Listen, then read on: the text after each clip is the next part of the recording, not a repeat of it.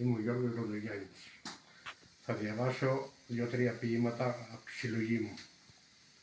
Αυτοδιοικητικές εκλογές 2023. Την Κυριακή που έρχεται στις κάλπες θα βρεθούμε. Να εκλέξουμε τους άρχοντες καινούργοι για να βγούνε.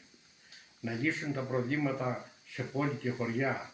Συμβούλια θα κάνουν μεγάλες αποφάσεις και πρόοδο να φέρουν χωρίς πολλές εντάσεις.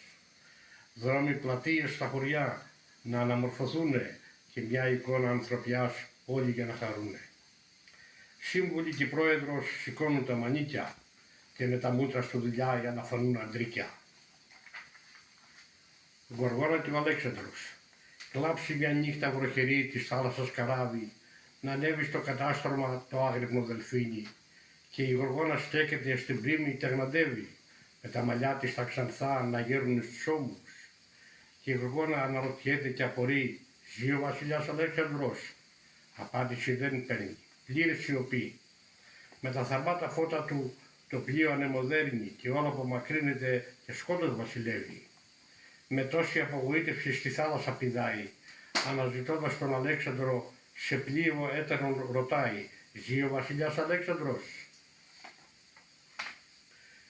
Δεν είμαι εγώ. Δεν είμαι εγώ. Είναι ο ήλιος, ο αέρας, το νερό. Αυτά κυβερνούν τη φύση. Κι εγώ μόνος βαδίζω στο κενό. Δεν είμαι εγώ. Να αλλάξω αυτού του κόσμου. Θέλει πολλή δουλειά, μα φως και ήλιο δώσ' μου. Ευχαριστώ πολύ.